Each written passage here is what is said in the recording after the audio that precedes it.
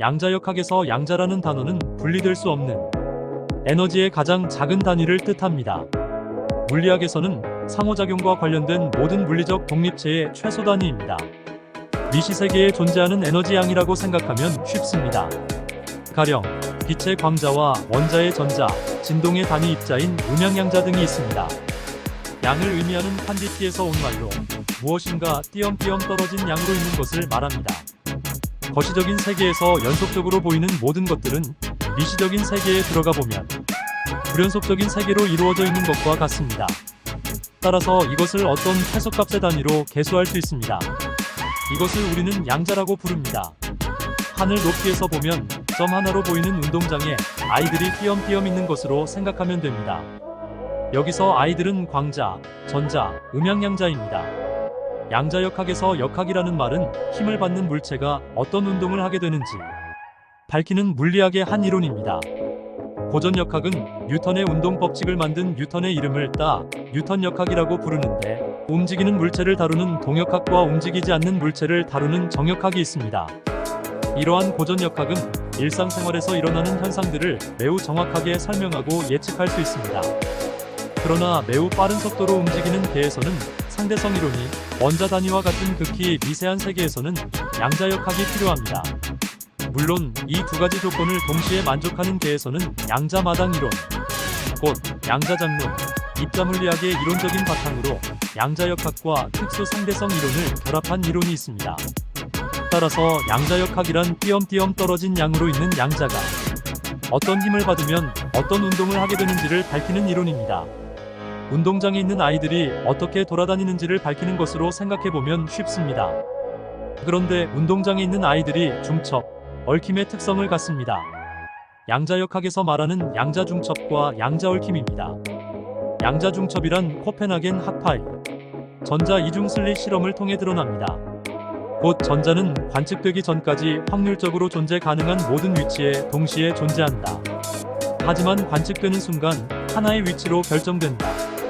전자는 여러 가지 상태가 동시에 중첩되어 있어서 서로 간섭하는 파동처럼 행동하고, 관측되는 순간 다른 곳에 존재할 확률이 없어지고 하나의 위치로 결정되기 때문에 관측된 후에는 입자처럼 행동한다는 것입니다. 아이들이 운동장에 여러 명 놀고 있는데, 이때 관찰자는 운동장을 보지 않았을 때입니다. 운동장을 보면 한 아이만 존재하는 것입니다. 복권 긁기로 생각해볼까요? 복권을 긁어보기 전에는 당첨된 상태와 당첨되지 않은 상태가 중첩되어 있다가 긁는 순간 둘 중 하나로 결정되면서 다른 하나의 상태가 될 확률이 없어지는 것과 비슷합니다.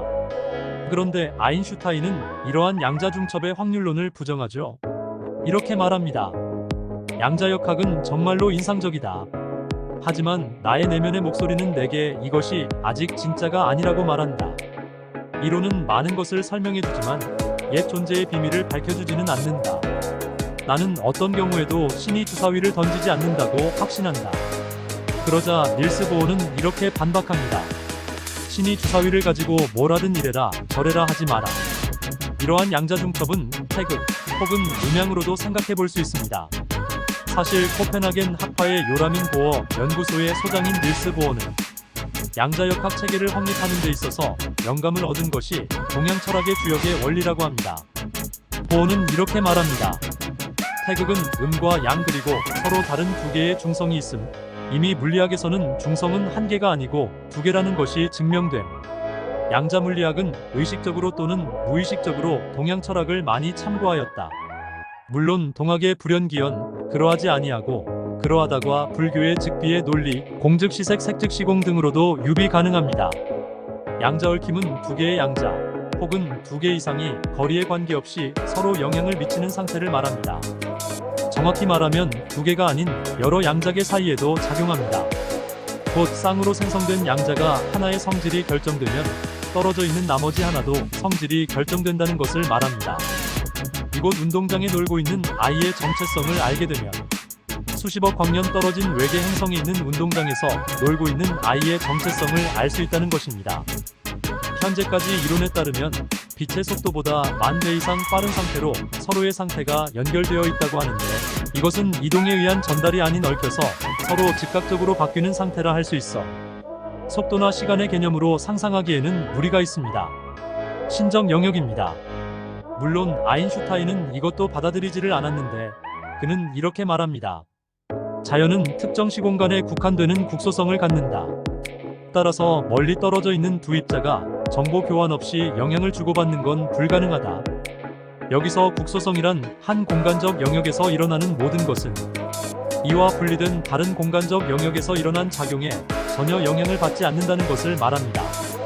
따라서 비국소성은 위의 국소성이 지켜지지 않는 경우를 말하는데 양자론은 국소성의 원리를 위배합니다.